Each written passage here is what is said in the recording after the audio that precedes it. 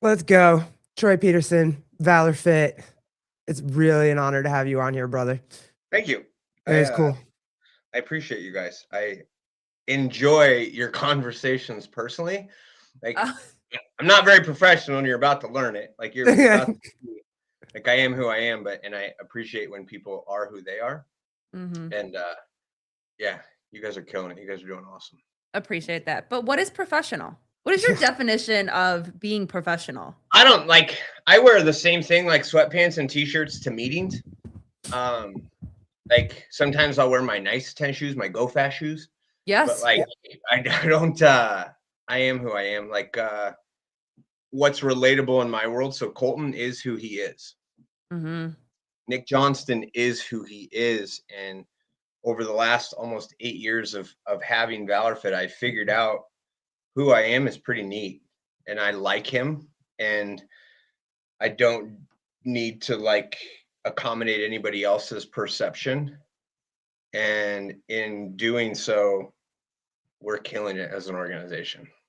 That's fucking amazing. I mean, even just the statement of just being who you are. Did you always have that, or has VALORFIT really like helped you lean into being who you are? That is what brought me to who I am. Mm-hmm. I would say I was a puppet from the time I was a kid. There was some stuff as a kid that was pretty rough, long period of time. Mm-hmm. And so I was a puppet and I did as others said all the time. And so in creating that person that I thought everybody like I had to be, I was told I had to be this or else, but you know.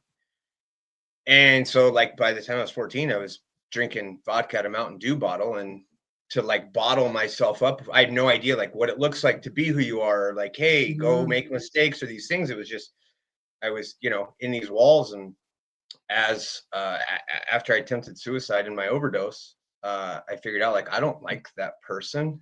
Like I am being who everybody else wanted me to be. When I was in the Army, I got to be who I wanted to be.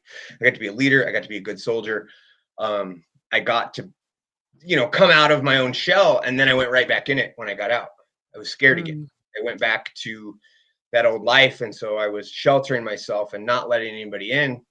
And so, you know, for 10 years I was a pill popping, drug addicted alcoholic.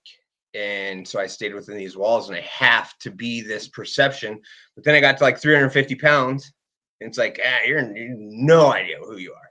Like When you were a kid before the military, with your attempt or whatever, who helped you? Was there anybody there for you at that point?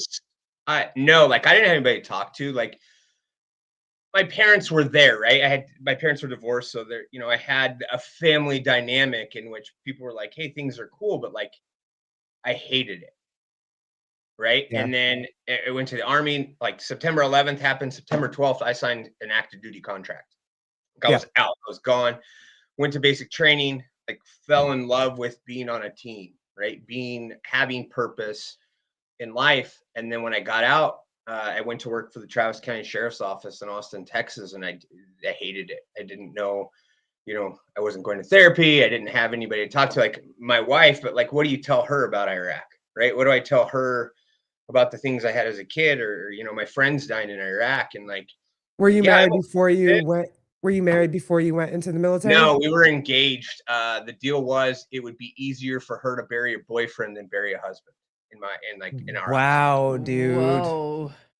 And that was a conversation we had, and it was like I think they give you quite a bit of money if you lose a spouse, and the Gold Star families are. We're not gonna cry yet, but we'll get there eventually. But like that in my eyes was reality. Hey, you're going, and this is what can happen. And it's like, hey, I think she said, I think we should wait. I'd rather bury a boyfriend than a husband. You know, that's the thing. Like you break up with a boyfriend, like you eventually can get over that. You lose a husband or a spouse in a tragic accident, you ain't fucking getting over that no matter who you are. They'll always be on you. And so it was like, well, yeah, you're right. Okay, let's do that. So we didn't get married till I got back. Like we got married 4 months after I got back. So, but like, were you dating before, like when your decision to go into the military? Yeah, you were. We were dating for close to a year. Then we got engaged Christmas Eve, and I deployed in March.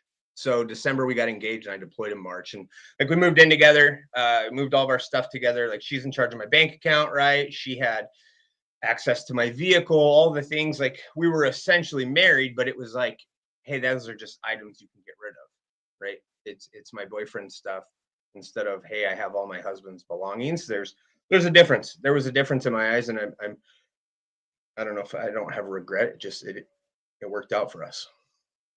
So That's very heavy. yeah. That's Well, very heavy to not only decide after something like September 11th happening, and then you're like, well, I'm just going to go. And she's there with you. And then it's like, well, I love you a lot, but enough. I can't marry you knowing that you might go away and you might die. Yeah, in my eyes, And it was a respect thing. Like I respect her as a human to not put her in a situation to maybe struggle for the rest of her life. Like it'll be a struggle. You know, in my eyes, I'm like, statistically, 3 to 5 years, she'll be over it. You know, but if a husband, I mean, I still know spouses and people that haven't gotten over it, and it's been 15 years. yeah, and when you're the spouse that doesn't know what that, like you said, like what happens and what you're going to do and what you experience and whatever, when you don't have that commonality and that awareness or lived experiences, I think that there are some things that it's easier to navigate through, but something as intense as that, it's challenging. It's challenging for the spouse that leaves, and it's challenging for the spouse that is home. You know, Garrett was already out of the military by the time we got together. And I say all the time that if it was different, it would be a very different experience for us, because you're gone doing what you're doing and she's home. And how do you navigate the two, you know? Well, thankfully, we had at Fort Hood at the time, it was the 4th Infantry Division and the 1st Cavalry Division. Fort Hood was split in two. We each had our side. So 4th Infantry Division deployed first in 2003, and I saw what happened. 2 spouses that were behind while their husbands or wives were in a war, and it was like, fuck no, like there is, and she's like, she went to Fort Hood twice, the day I left and the day I came home. And that was the only time that she needed to be in and around the military lifestyle, because I had enough respect for, and it was for anybody. Like my friends that weren't in the military, like we don't need to go to Fort Hood. Like you don't need to hang out there. Like this is it's a pretty serious place. There isn't a whole lot of fun that was going on. You know, it was training. They were either in Iraq or we were training, and vice versa. And so it was like, I didn't want her to have to adapt to a lifestyle, my lifestyle, right? Like I want you to live your life. I want you to go to school. I want you to have your job. I want you to have your friends. I want you to go to the Guadalupe River in Texas while I'm gone. I don't want you sitting around waiting for a fucking phone call. And thankfully she got to do a lot of that, right? Like she believed in that. And obviously she waited when we could call. Back then there wasn't a whole lot of communication. But when what did you guys do? You did well, so we had FaceTime satellite. We had a satellite phone. We had a real like AOL dial-up type internet. Yeah.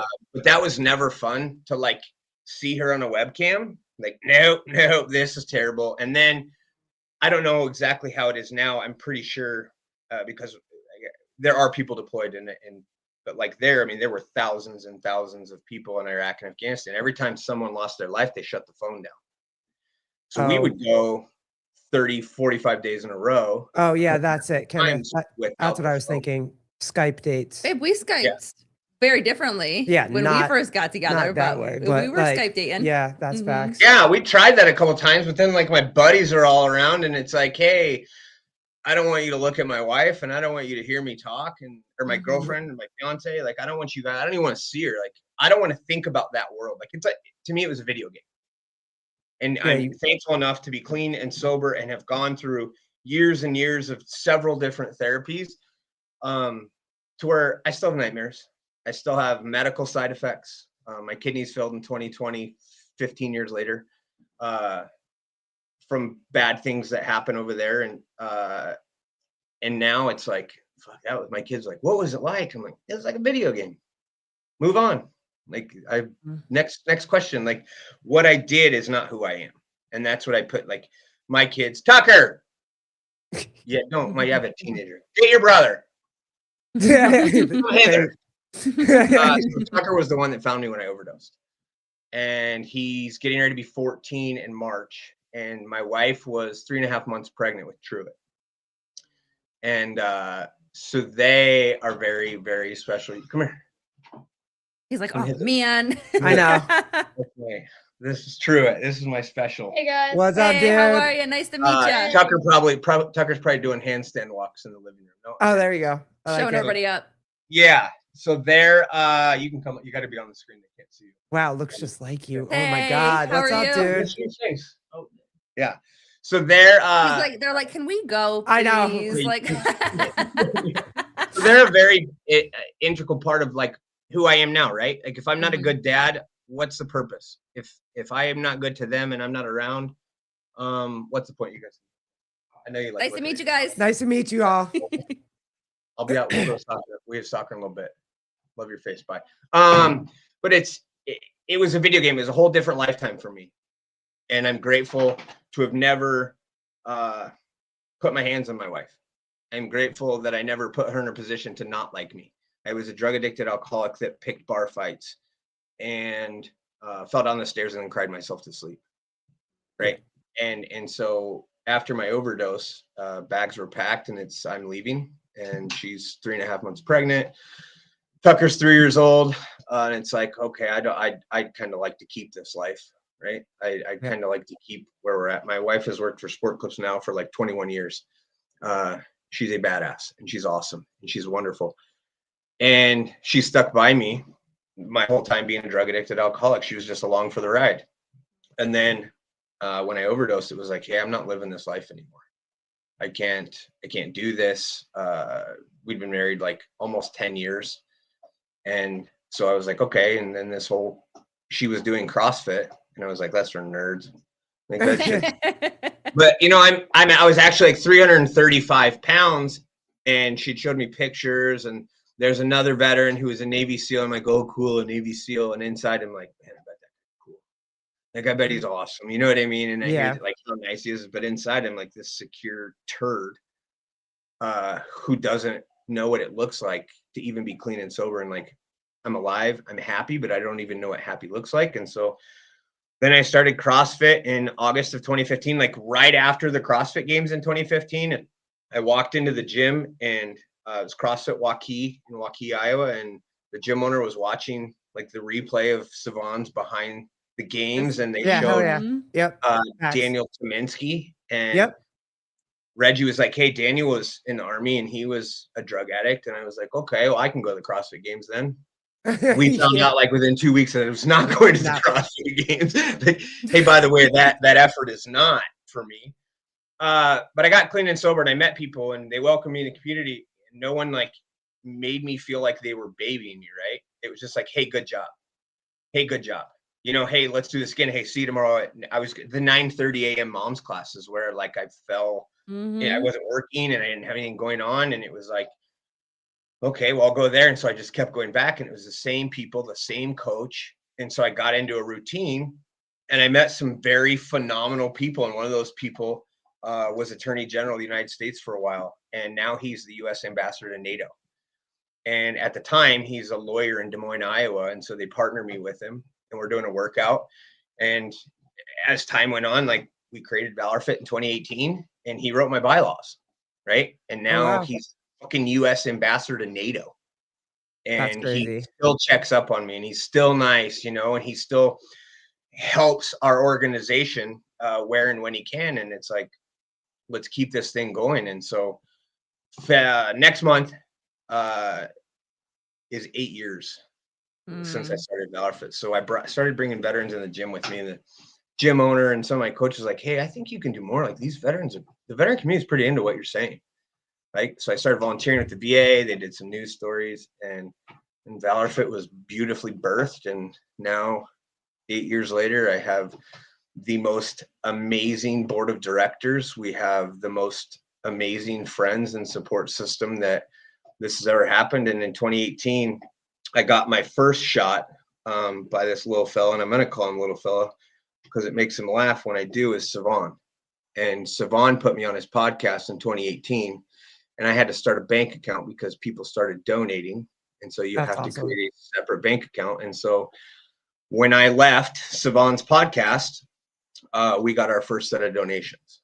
And so when I see him, like, it is important for me to tell him thank you for letting me tell my story with Matt Bishop. And so those are two very important people, like, to this day, like when I see them. And then as the world, you know, I meet Mike Egan, and that's us. Look at that. There you go. Look He was at that. pretending that he Yes. wasn't. Old he school, old times. He was pretending he wasn't happy. But every other picture, every other time I see him, he hugs me and tells me how wonderful I am. But yeah, That's awesome. that's kind of when we got our first media thing. And then as we grew in central Iowa, we moved throughout Iowa, and I met this gentleman who was a CrossFit coach and became a gym manager. His name's Nick Johnston. I don't know if you guys know him. Yeah. So he was a coach and managed one of the gyms that I was putting veterans with, and he was the first person to ever care. And golly, he's wonderful. Yeah, he's a good dude. And he was the first person to ever question why I did the things I did with veterans and how this looked and how this worked. And he had a genuine interest. And I was like, fucking dork. And then the next day he asked again. And then a couple of days later he asked again. And people DMing, like, what's cool about Nick? Nick's the most consistent human being I've ever met in my entire life. And without him, I would not be as consistent as I am with this, right? It would still be, it would be an organization, but we wouldn't be where we were. The same thing with Allison, my wife, Tracy, the people on my board of directors. Nick is my go-to for, you know, hey, I got this, this, and this. Why? What do you think about this way? How about we do it this? And I've always wanted to keep things very simple. Working with veterans is simple for us. They apply to us. You can't have touched a kid or a woman or a dog. You can't be a fucking pervert. You can't have an ankle monitor in my organization. If I can't put someone in the gym with you and trust fully that that person isn't going to behave themselves and just work out, you don't get to come here. Just because you served your country doesn't mean anything. And I'm really grateful for those who have served and done a good job with their service. But we're all in the same plane level until you've touched a kid. And like I said, those other things that disqualify you, you get a OWI, DUI, those things happen, right? That's what I was about to say. Like, you're like, hey, people deserve second chances. That's my go-to is second, third, fourth, fifth chances. You can fall off the wagon. You could be 6 months sober, and I've worked with thousands, over 4,000 veterans in the last almost 8 years. And a large number of them fall off the wagon. Oh, I got to be sober like Troy, right? I got to live this life perfectly clean, and they fall off the wagon, and then they're embarrassed, so they don't come back to the gym. They have a bad weekend. Cool. Yeah. Monday morning, let's have a chat at 7 a.m. You can wake your happy ass up. We're going to talk through this, and I'm going to tell you that I'm not mad. And I'm going to tell you that you shouldn't be mad at yourself and that you made a mistake, and hey, let's put one foot in front of the other and go back to the gym. How do you help them hold accountability without that feeling of Wodify, push press? No, I don't mean like I don't mean CrossFit.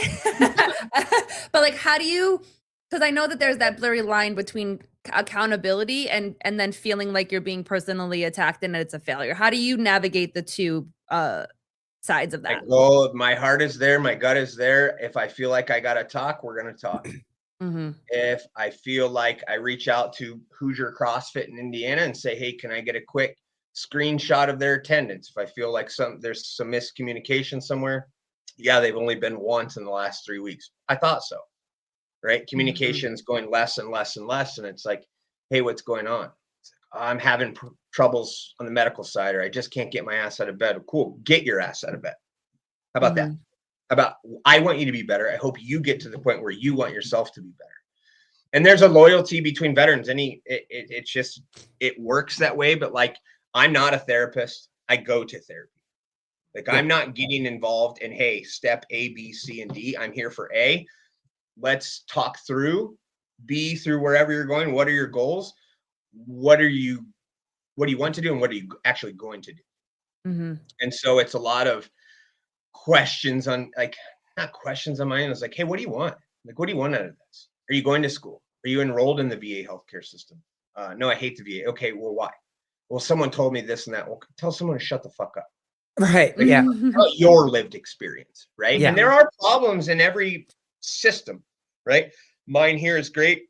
So the accountability part is I have enough respect for others. It's not a control thing. It's an accountability thing. It just all depends on the person. Cause like we have a phone call conversation. What are you looking for? I'm looking to get healthier, this and that. What we aren't is a free Veterans Day bacon breakfast. That is not it. You want a free gym membership to a Globo type thing. I hope that it works well for you. That is not for me. And specifically why do I choose CrossFit affiliates? Because they have to be insured to be a CrossFit within good standing. So I know that insurance is provided.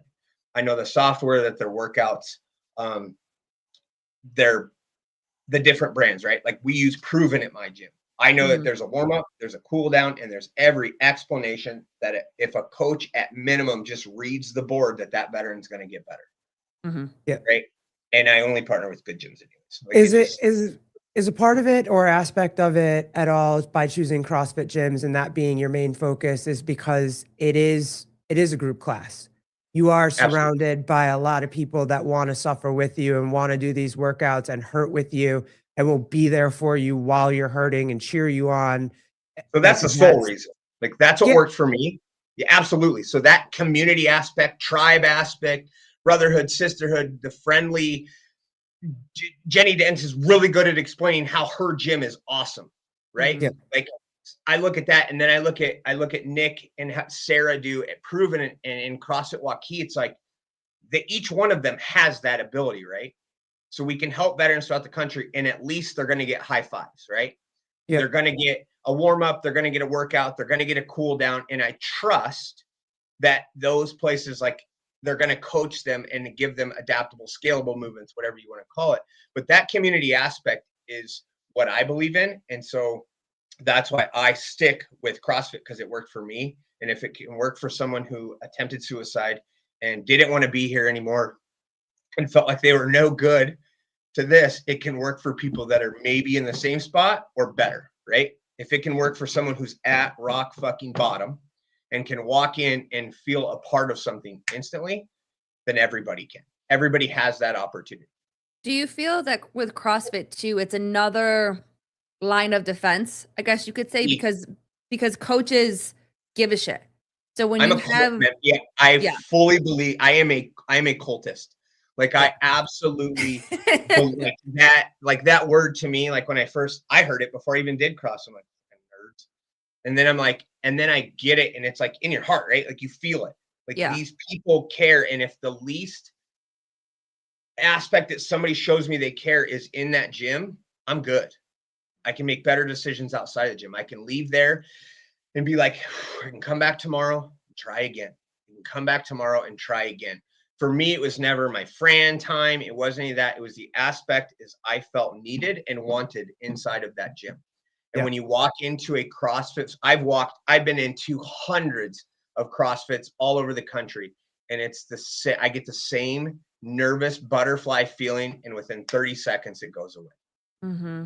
Hey, how are you? Now people understand what VALORFIT is, but it's the same conversation. Some people have no idea what the hell it is, and they don't know who the hell I am, which is wonderful because coaches then coach me, right? Yes. Like I'm not perfect. I've been doing, this is my 10th open, and I still have some bad habits. Yeah. But I'm coachable, and I'm willing to be coached, and I want to be a member of that community still as a human being at 42 years old. I'm like, golly, I love this feeling. Like this is awesome. Do you work with veterans that many of them don't have family to come home to?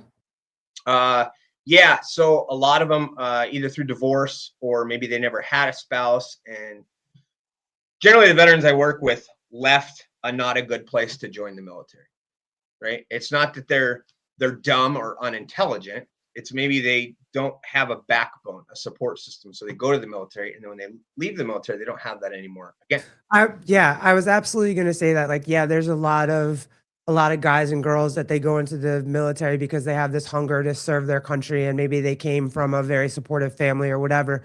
But most, I would say, are trying to escape something that is bad for them at home, or And they didn't work out at know home. in my, like, the service to your country, like, people want to be a part of something. They want to be on a Right. team. They want to be Yep. needed. They got to have a purpose.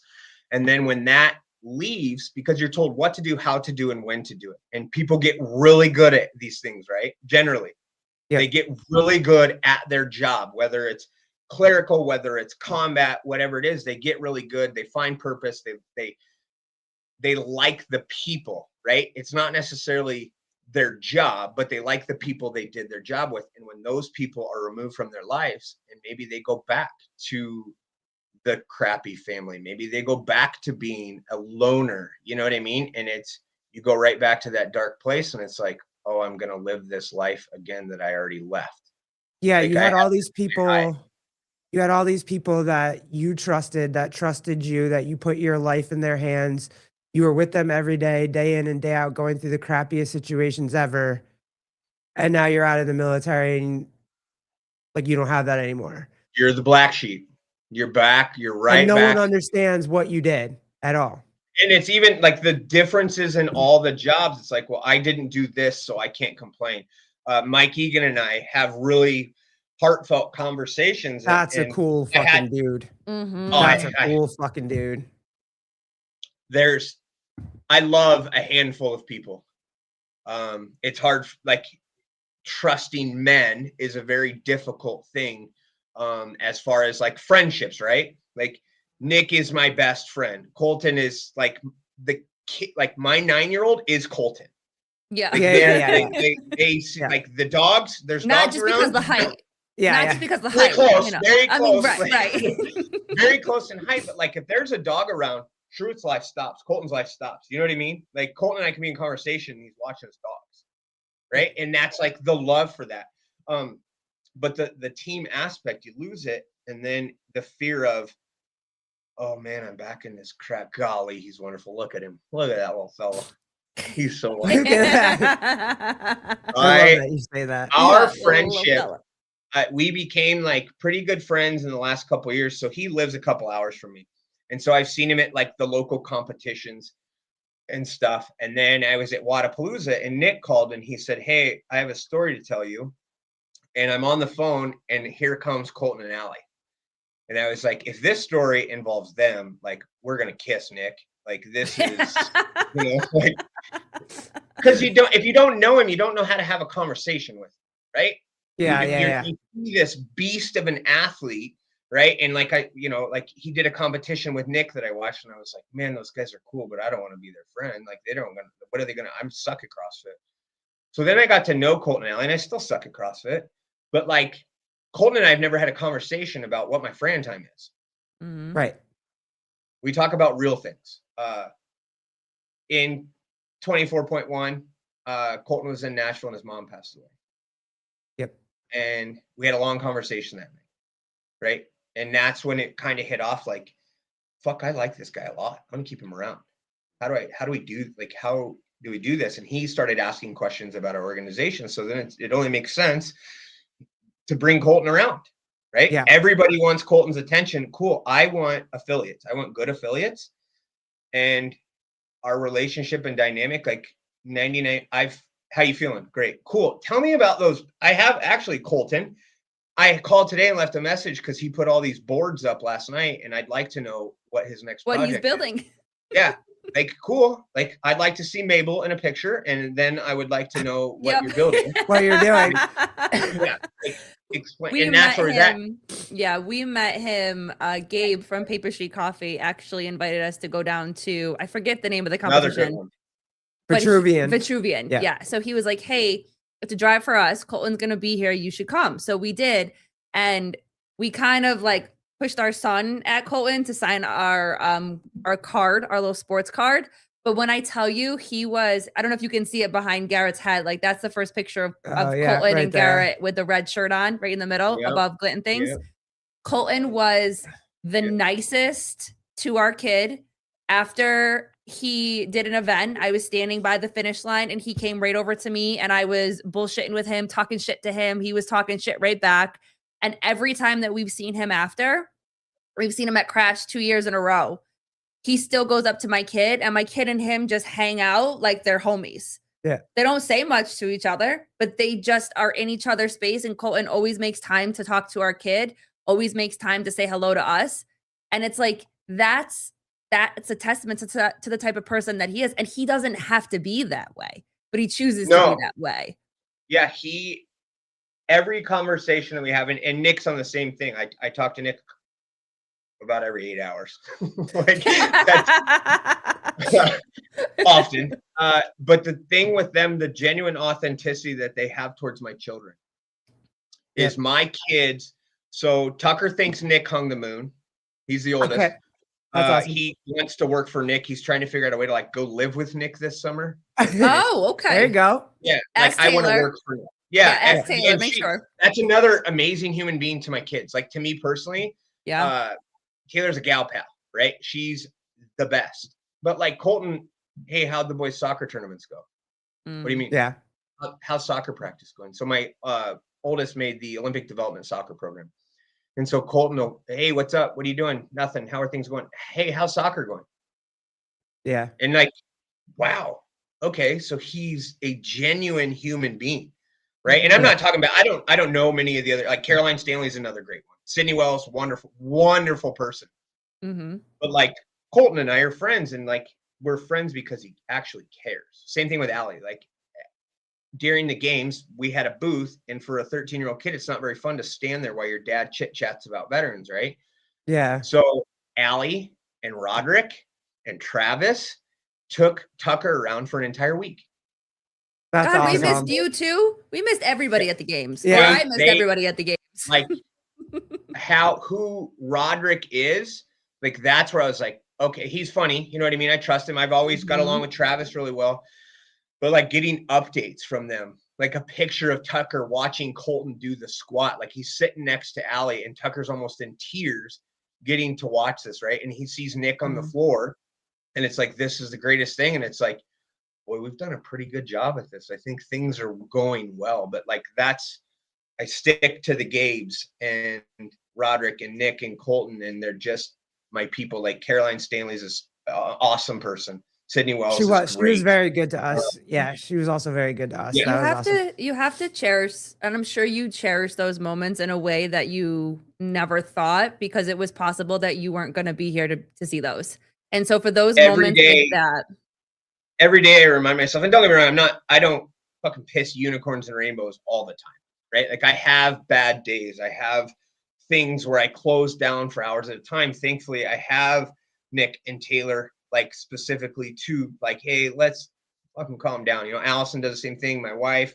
It's like, hey, maybe we'll give you a little space, but maybe quit being a baby, right? Like things are really, really great for you. And it's a great reminder, and they're not to do it to be mean, but it's like, I am so lucky every day when I wake up, I kind of grin, right? Like, golly, this is cool. Like that's the beauty of the space. People are coming to me, they like asking for support, right? Like, hey, and it goes out to the CrossFit affiliates, what saved my life, right? And now like the people within CrossFit, like Dave Castro is a very important person in my life, and he is the spitting image of what, take away the CrossFit game side, so the TDC Mercantile, he's got a hobby. He's got a healthy hobby, right? He's still shooting. Like he's doing things outside that he enjoys, and he does them consistently. He just happens to be the director of the CrossFit. You know what I mean? Like the CrossFit game side, that's cool. Like, good job. Like, awesome. But at the same time, yeah, look at Evan, oh, cutie. Like I'm so, I don't want to say lucky. Like I put myself in a position by trying hard and being consistent enough that everything around me is going well. And so CrossFit headquarters sees it, and they want to support it, and they are supporting it. So I have an affiliate. The Tupood. Wow. What a Concept 2. Greg Hammond with Concept 2. Concept 2 just did a holiday challenge, and through that, they raised over $13,000 in a month. Oh, that's awesome. Crap. So that goes directly, like the equipment we have on our gym is Concept 2. Like I have bikes and skis, and you know what I mean? And it's being utilized. So at my gym, our membership fees are donors. So we're a nonprofit CrossFit affiliate, and it comes through Okay. donations. So our donors that are members work right next to our veterans who are Wow. asking for support. And so Wow. they get to see it day in and day out. And Allison, who's the secretary of my board of directors and has been for a long time, I was coaching 2 veterans through their first CrossFit workout today. Like they'd done their one-on-ones and onboarding. I said, hey, you guys need to come together at 11:30. Let's do this. So they went through this class, and it's like, holy cow, these are 2 guys that were not in the best spot. And now they're here. They're both Marines. They're chatting.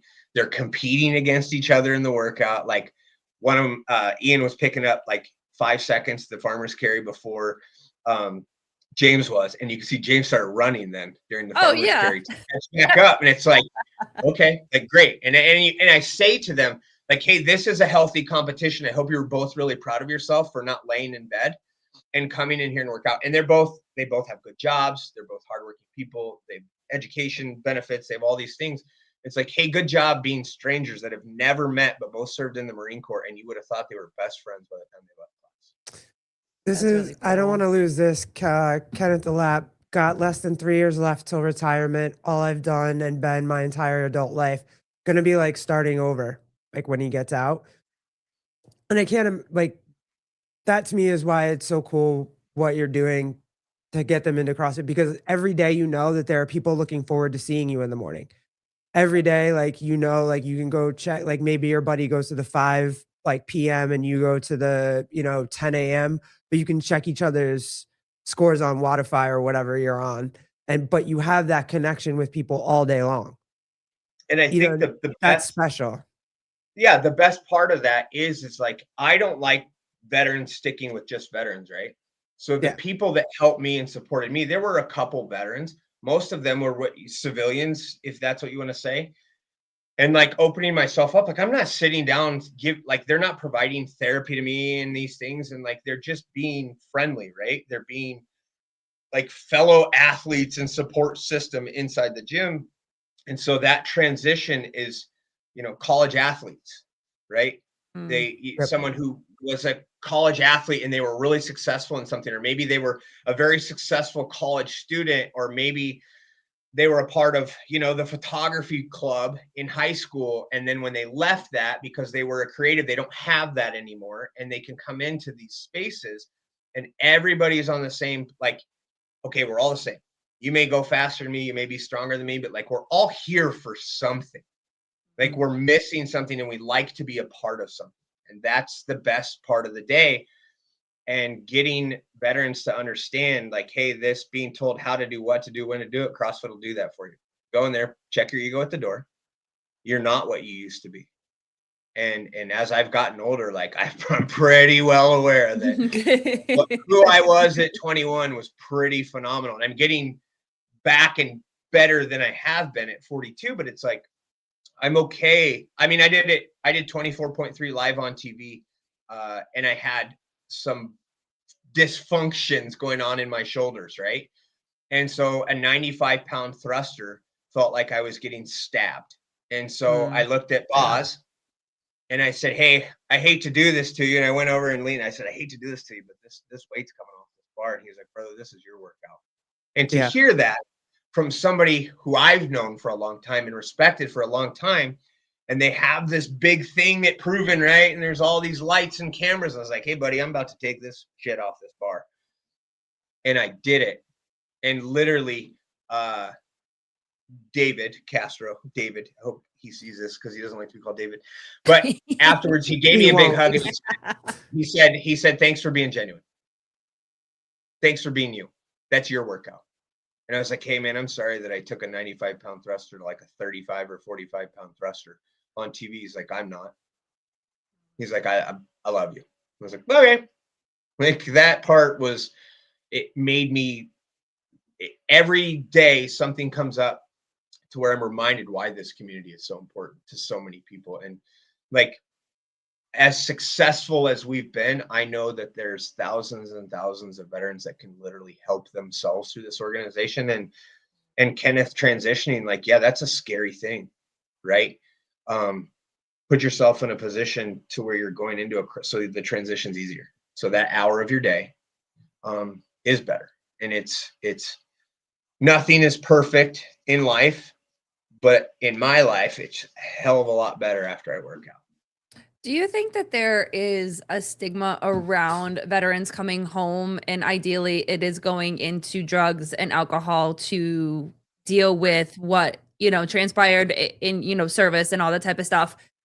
Is that a stigma that was created because something like CrossFit wasn't available, or was it more of and I hate to use the word ego, but is there Yeah. an So ego yes, of right. coming home and not needing somebody to help me because you guys have been through what you guys have been through, wars and all of those things. So it's an ego of being strong enough to be able Absolutely. to transition back into it, but Like the then it's the alcohol and the drugs instead of the health. everything you just said is absolutely correct. So like before I went to Iraq, we were, eating Texas barbecue, drinking beers every weekend, listening to Toby Keith put a boot up your ass, right?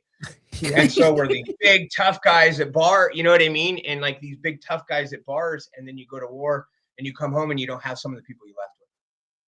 Yeah. And so this is like, I'm all right, I'm trained for this. And it's some people have that, right? Mm. And some people have that to where they create habits, and it's not just a mindset, they have habits, right? Someone like Jocko has a routine that they continue on with, and they're a leader. He didn't just wake up at 6 years old and was a leader, right? Like he put himself in a position for a long period of time. And I'm saying Jocko because like a lot of people know Jocko. There's Yeah.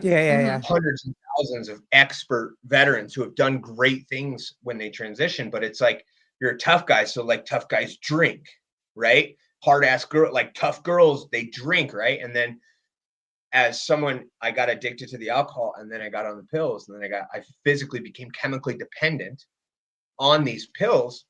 And then I lost who I was. And then it's an ego of, what does like life without this look like? Like, how do I go ask for help for substance abuse, even though I know there's plenty of opportunities, but then I go to a gym and these people don't do that.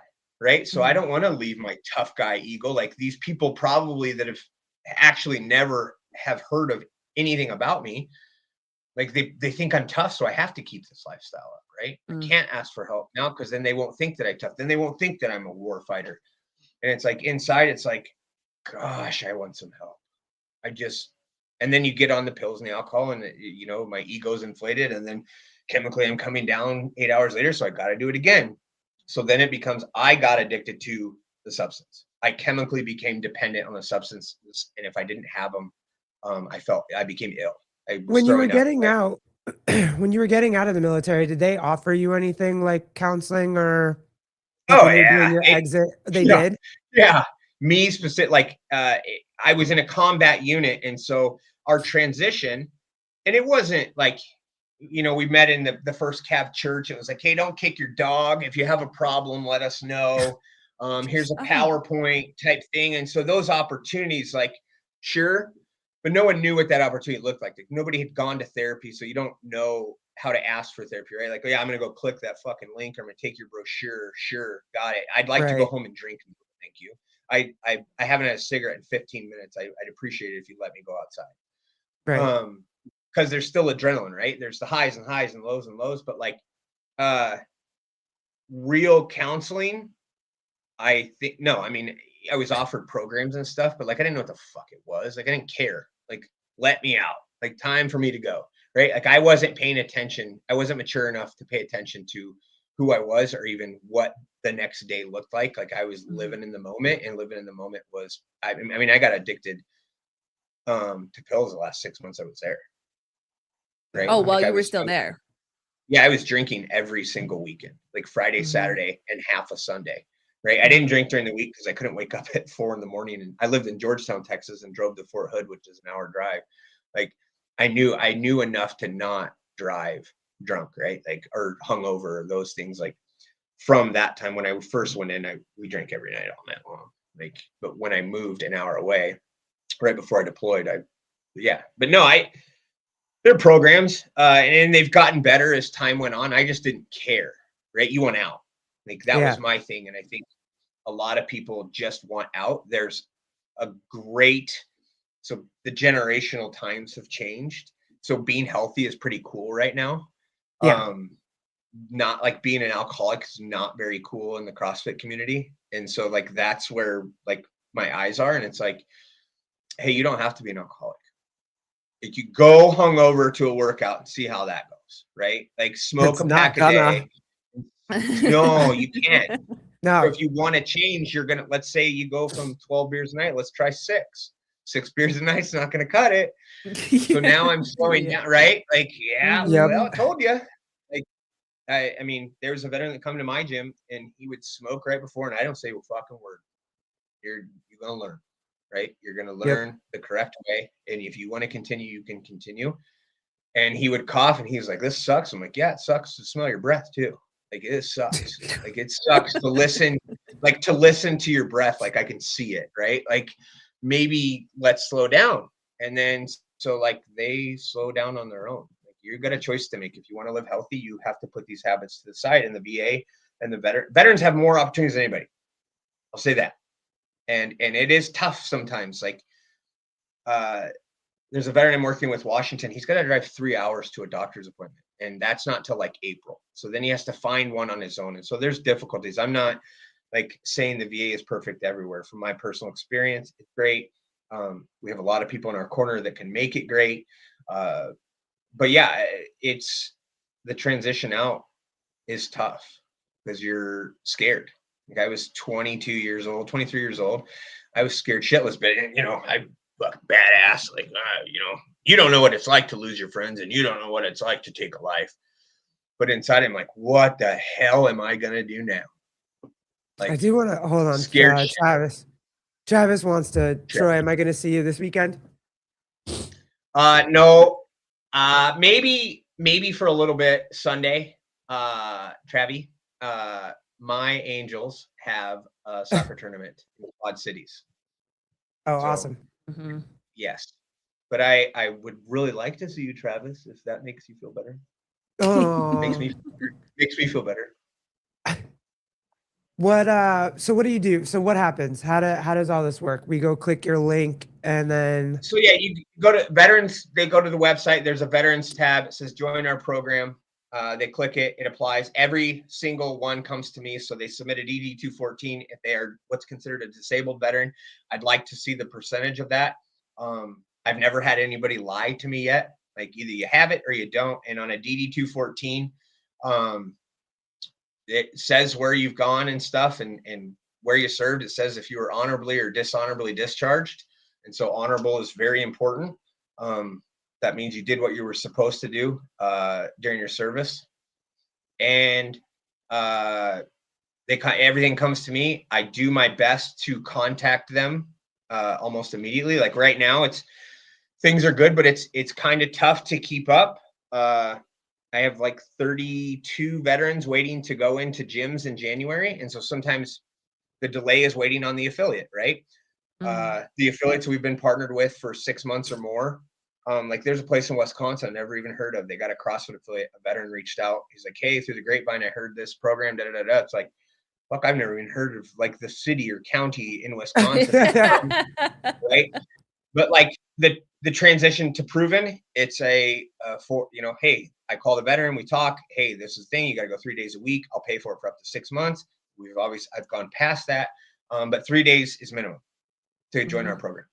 Oh, wow. Okay. So they're making a commitment. Like, yeah, you don't get to this. This isn't like Veterans Day breakfast. Thank you for your service. Catch you later. You're going to get treated like a normal human being. I pay full price. So if the gym membership is $200, I pay $200. If the onboarding is $350 for 5 one-on-one sessions, guess what? I'm going to put my faith in our organization. Our donors agree with me. We're going to put faith behind you. Here's the opportunity. If you don't take it and you quit CrossFit within 3 weeks, I'm not mad. But we gave you an opportunity, right? We hope that you make the best of it. I have veterans who the gym members add them to their family account and say, I don't want them to have to pay. And to me, it was like, well, you don't need to baby them. And it's like, I didn't ask you. I want to help this person. Like, we have a ranger that we work with, and his community said he will never pay. Oh, that's great. That he will never pay. The same thing with CrossFit Georgetown. They have in Central Texas, they have people that say, hey, we're going to take on some of these memberships. And the affiliates do fundraisers. And it's like, okay, we want to help these people. Nick and Proven, it is a forward to Sarah, the general manager, Sarah Radford, and it's like Sarah makes contact with about 15 minutes to these veterans, right? And so they reach out and say, hey, when can you come in, take a look at the facility, let's break the ice. So the veteran then drives to the facility, things get better. That ice is then broken, right? It's like, okay. And I've had people no call, no show, and they call the next day and they apologize and let's get you right back in there. So then they do their onboarding sessions. We pay for those. Then they join group class and they got to go up minimum 3 days a week. And thankfully through the software programs in which affiliated CrossFits use, it's, hey, can I get a screenshot of Colleen's, last 3 weeks? Okay, here it is. Great. Everything's great. We love them in our community. And my thing is I tell the affiliates, they're not to be babied. If you see something, please say something. But also they're not treated any differently than anybody else in your class. I pay what everybody else pays, coach them like you would everybody else. They're there to be an asset to your community. And that's it. Like that's, if you're not going to be an asset, you don't have to be talkative and you don't have to be outgoing, but you're not going to ruin someone else's day in CrossFit through our organization. I saw the tabs on there. You have veteran jobs too. What's that link? What does that go to? Veteran jobs? Well, see, this is. Wow, yeah, Joseph, pull that back up again. You had it. I can't find it. I was trying to find it again, but Joseph went through. The professional side. Yeah. You went to there, then went to veteran resources. Yeah. Scroll down. Oh, scroll up. Sorry. You're already down there. Go up. No. Yeah. Stay on resources. Yep. And then, okay. All the now way at the bottom. Yeah, it's at the bottom. Veteran what happens jobs. if you click on it? Yeah, click that. Oh, I think it's a link that it's like where you find like veteran.gov, those kinds of things. So it on the web, on their web. Got it. VA website. So like part of our welcome wagon thing is we send them to, hey, here's your local. Oh, there you go. Yeah. American Gotcha. Legion. Yeah. So that's hi babe. You look nice. It's like each VA has a job program thing, so they can go through and it gives them an opportunity. Like, so, oh, okay, I didn't know that was there, right? That was just, it's for them to do it. But like, there's resume writing through that program, through those programs. Each county VA has resources, and we do our best to provide those resources that are already there. Like, we didn't create them; they're just like, hey, here's a reminder. And a lot of it is, they'll take my suggestion and then fucking look at it. For 15 years, they've ignored it and be like, that's stupid. It's like, okay, I'll admit, Troy, I do need help. I don't have a resume. I don't have a computer. I suck at all things computers personally. Thankfully, I have very bright women and intelligent women who are great with computers. Nick is the whiz with the computer and it works out really well for me. And like Allison, it's like, hey, can you do this? And she's like, okay. And at first, I don't know how to do it. I wasn't taught those things. And so veterans have programs that they can go city, county, state benefits and sit down with these people. They have post 9/11 social workers. So it's getting them in a position to help themselves figure out what's going on. Because I could sit and tell, hey, A, B, C, D, E, F, G, this is what we're going to do. And you need to go do it and write you a script. But if it's not on your own time, then you're not going to do it. You're not going to stick with it. Well, I was gonna go back to about. Do we want to go back to the tier stuff? Go back. Your origin I story? was waiting for. I was waiting for that. Go ahead, babe. Go back. I was gonna ask you because you talk about going to therapy and I'm assuming you think that's important for everybody or for most people. Oh boy, do I! Let's say it changed my entire how I process information. I gotta say, I want to ask you this just because I can't help it, but like when your son found you, and you obviously were not coherent, like you were not like awake, right? No. I was next day. I woke up in the VA hospital. So when you found out that that's what happened, like, how do you reconcile that? Like, so for me, there's guilt, right? There's guilt. If you make a mistake, there's guilt, right? And there's different levels of guilt. And that guilt specifically, I told myself in 2016 when I was a year clean and sober, and I'm like, holy shit, I did this for a year, right? that I'm going to be the dad that I wanted to be, that I needed, the person and human being that I needed. And I don't get lost in that. There was an issue the last couple of days with my son, not eating enough. Right. Yeah. And everybody goes through that, the body dysmorphia thing. He's almost, he's 5'10", he's 13. His muscles have muscles. And so Yeah. he was doing some things, not fueling himself properly. And I caught on. Right. And it's important to me to be involved. And so I will not do things and focus on them. I'm not a helicopter or hover. I love them. And so I sit and I focus on how can I actually show them love in conversation and in real life, and not babying them, but loving them. And not, there's a time to nurture and there's a time to, hey, go get your fucking shoes on. It is time to put your shoes on. And I focus so much on that everything else falls into place. Like, I want to be a dad. And so the guilt in that is sometimes we cuddle too long, right? Sure, it's time to go to bed. It's 8:30. What kids, when they get comfortable at 8:30, he's got a lot to say. So much to say. Yep. So much 9:30, 9:45, and it's like that little bit of listening, and talking, like, yeah, man, I want to go watch Landman, or I want to go watch, I got shit to do. But then I'm like, I've never regretted any of the dad stuff. And so the guilt in that comes back, and there'll be something on TV, or I'll remember, and it's like, I'll cry. And it's like, boy, that was the worst feeling I could ever imagine, is what my kid's life would be like without me. Yeah. And what my life would be like without them. And I've dealt with a lot of families in suicide after the veteran, and it's like, I feel sorry for the veteran, how they felt. I remember what that felt like to be alone. And so for me specifically, my kids are never going to see that side of me, because I don't want that. I never want to feel like that again. And they have no idea. He doesn't remember anything. He doesn't. Right. He doesn't remember it. They don't remember dad at that stuff, but that guilt comes back, like, man, that would have sucked. But then, like, I look around, like, golly, it's pretty cool now, though. Yeah, your boys are beautiful. What you're able to do, like, you go have that soccer tournament, but your strength and your ability to be able to go to counseling, to be able to forgive yourself, for you to be able to communicate with your wife. I haven't gone through like 95% of what you went through, and communicating with my wife is hard.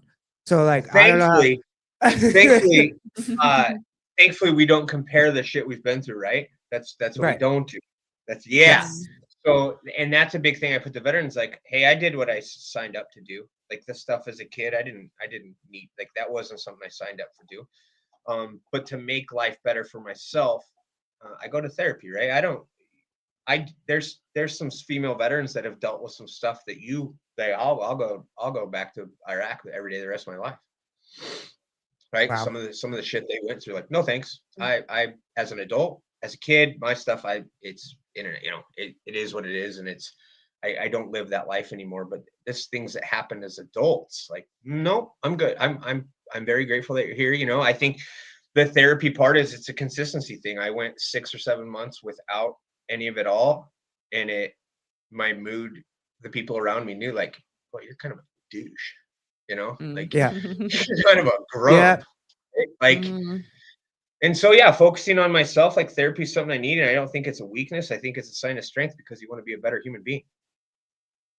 Do you find that, I'm curious about this too. I'm sure that you have, like, a ton of dudes that come to you and want to share their experiences and kind of get your guidance and how you got through things and whatever. I'm just curious, do you get that same love from female veterans? Are they willing to open up to you as well? Like, share their... No, they're stronger. Oh, shit. No, they're stronger.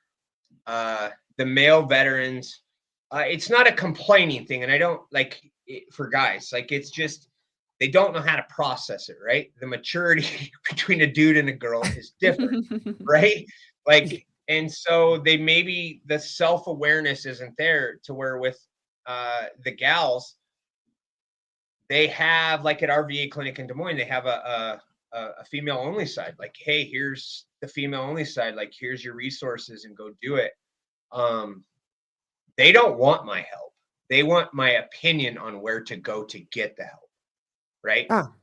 They don't want to fucking tell me. And I don't, because I don't know what it's like. And I do the same thing with guys like, hey, this therapy is super important.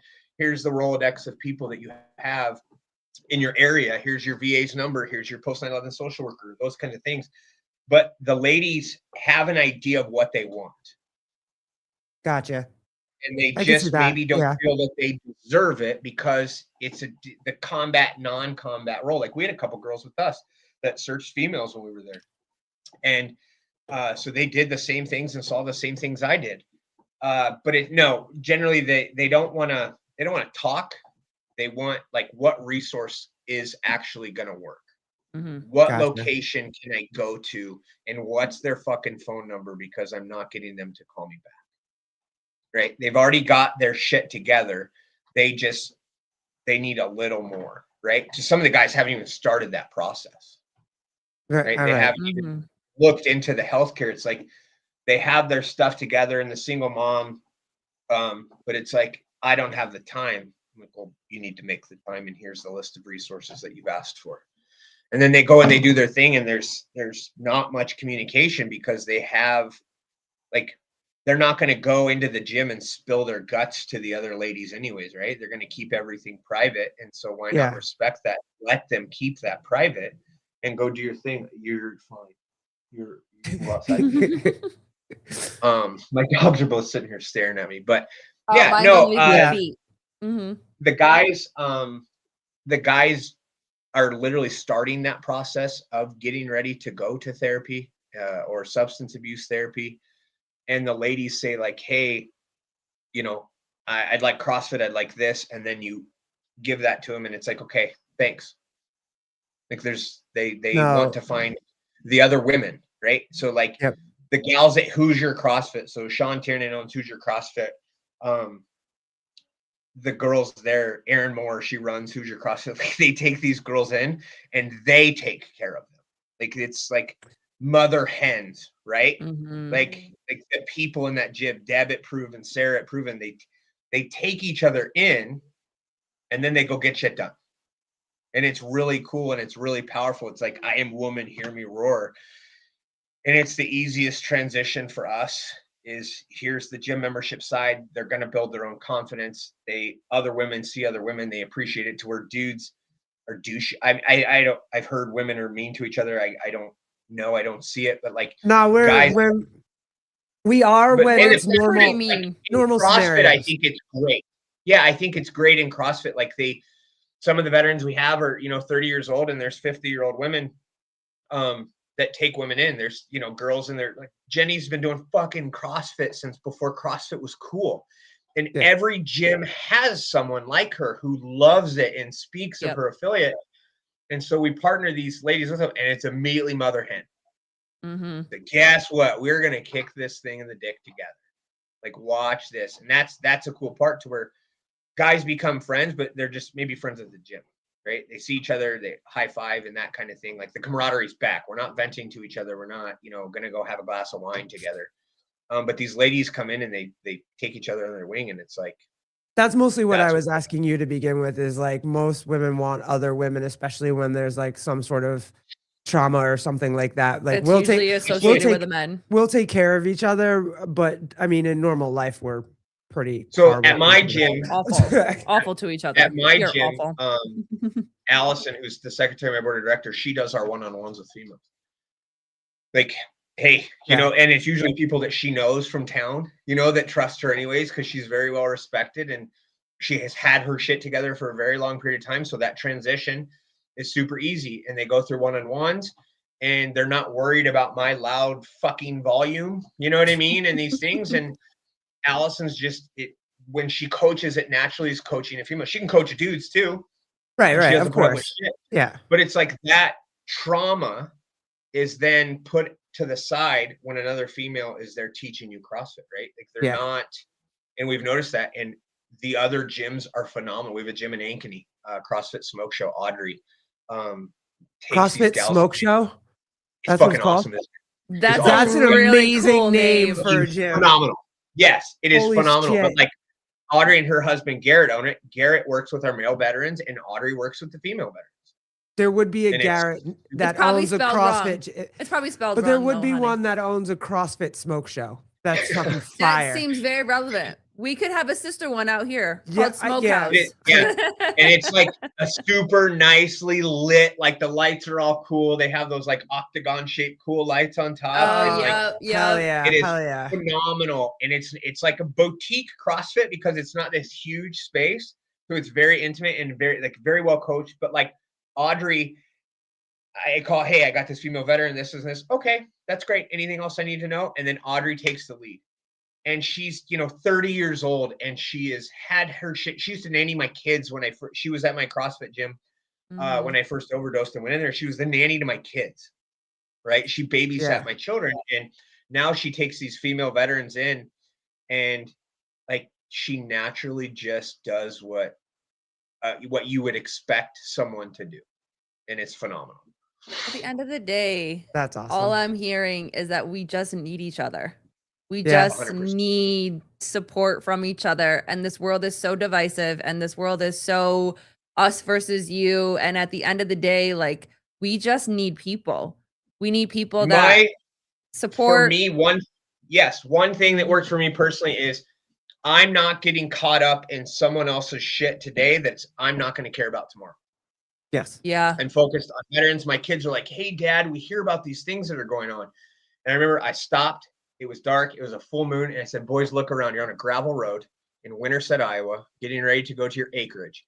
Do you have any of these problems? No. Okay.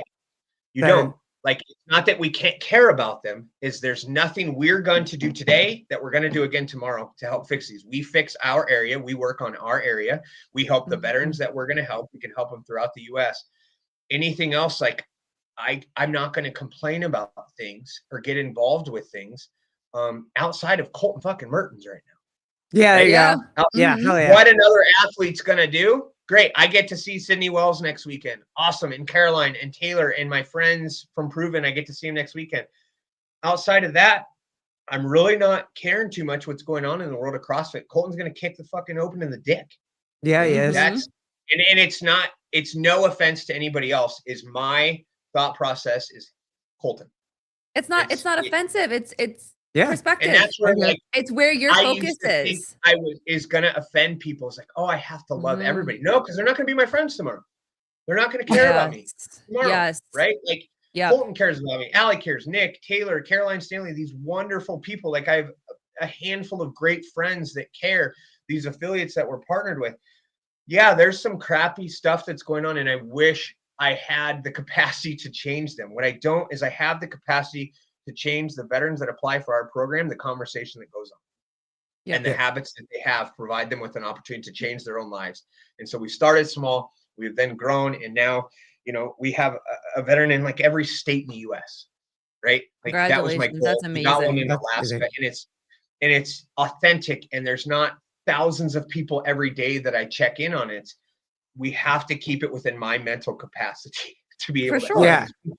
Yeah. And it's like, this is great. Like, I need these people. We need people. You need people. You guys need each other. Like, it's like outside of that, like, I don't give a fuck. That's a really good perspective to have. And it's just, I was talking to another mom earlier, and I'm very much in that transitional phase of I don't give a fuck. And it's really I give a fuck, but I don't give a fuck. I don't. Like, Yes. I give a fuck, and I love the things that I love, and I can only care about the things that I do. And when I get outside of that, it physically shuts me down. Yeah. And I get overwhelmed, and I get overstimulated, whatever you want to call it. And it literally just shuts me down, and I don't make any decisions. And it's like, God, I'm frozen. It sucks. If I can maintain what's in front of me and what's around me, and what's important. And it doesn't mean that because it's not important that it's like you still don't care, like you said. Like, there's a lot of things that are really shitty, and I wish that things weren't like that. It doesn't mean that I am not a compassionate person. It just means that my focus is on something else. And I've think had that, people ask, yeah. why aren't you helping dental hygienists? And why aren't you helping teachers? Like, why aren't you? Yeah. Yeah. I'm Facts. pretty good at this veteran thing because I don't know dental hygienists. I don't know the stress teachers go through, Yep. right? I know some of the stuff and I know the resources in which can help you work through those things. So that's why I've stuck on this. I speak with police officers and firefighters because there's a common ground there, right? But we're not supporting them through my organization because I cannot support everybody.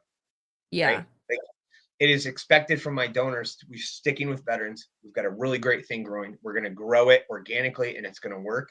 But it's like, I can't be everywhere all the time. And I tried it, right? It just doesn't work.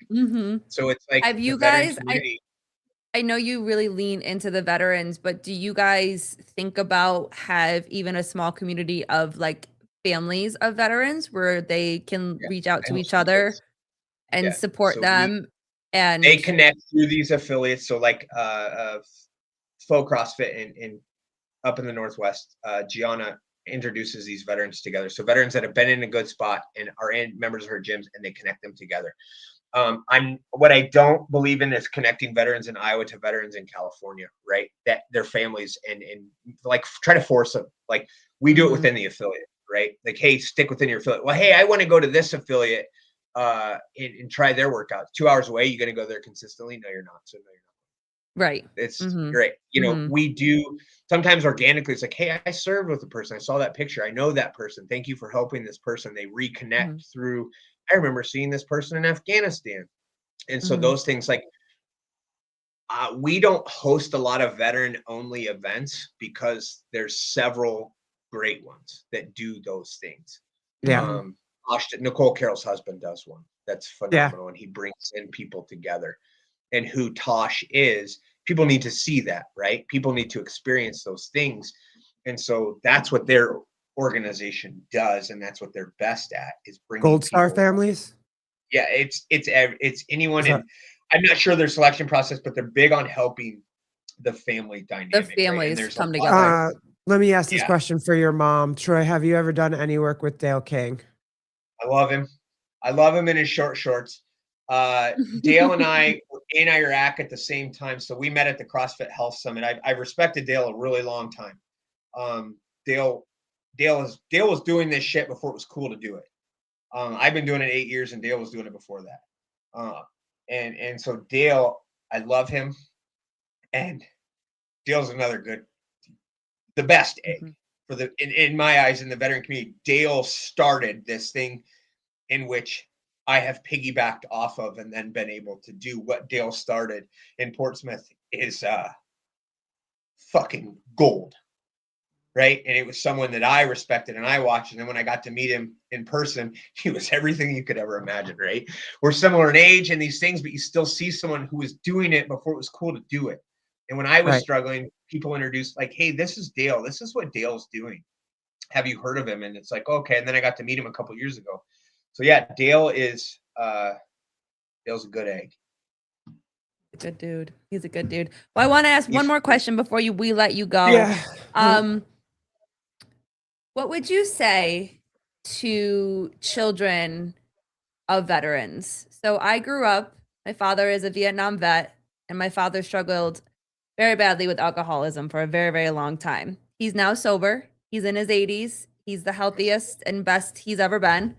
And I mean, if you read his DD 214, it'll make you cry.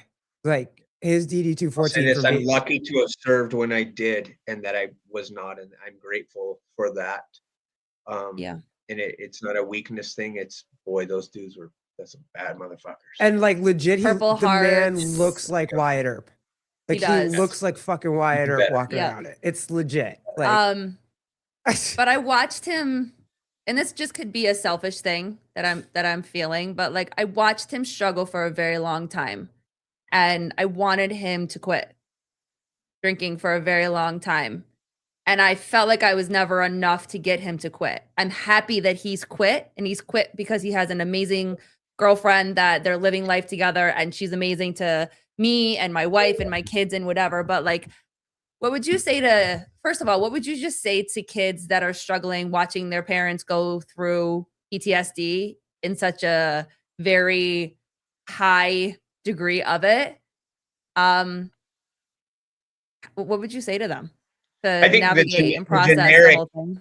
and it's not selfish. One, to care about yourself and want better isn't selfish. That's caring about yourself. One, so the word selfish to me is that's not it. I'm not good with words all the time, but that's just caring about yourself is not selfish. But it's not your fault is the generic statement, and then in that it is finding other people who will also tell you it's not your fault and sticking with those people, right? And it's not fine. Like the trauma bond thing is rough for me. You find people that maybe don't have that, and you connect yourself with them to see how to adapt, right? Like get with good people. Like, so Nick's the smart one of our friendship, right? And so I've adapted to some of his things in the way that I talk to people and the way that my outlook on life, because our childhoods were completely different, right? And my stepdad is a Vietnam veteran, and same thing. He was real rough things. And I was always like, God, I can't even get him to talk to me, right? Like I must be just this piece of trash. And I hate him. And then I hate myself for hating him. And it's like, as I got older, it's like, it isn't my fault. And I didn't do these things to deserve it. Like that's the hand I was dealt as a kid. And through therapy as an adult, it's like, it wasn't my fault. And therapy wasn't allowed for him. So I'm going to give him some grace because he didn't have that. And I think it's not your fault. There's so many ways to act. Like there has to be an action behind that, right? And finding ways into literally believing that. And I'm a CrossFit guy. Finding that community and filling the void to where it's not that you're working around it, you're working through it.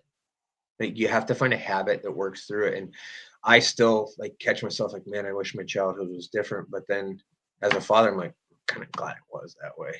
Like I can provide a different way of life. And I may have been dealt the not best hand, but I got a pretty good hand right now. So that's what I'm going to focus on. And some people don't have the opportunity or to tell them to go to therapy, as to where for me as a veteran, post 9/11 social workers just fucking call till you answer the phone. And it's finally like, what? Yeah, I got it. You know what I mean? Like it was shoved down my throat, but you can lead a horse to water, but you can't make it drink.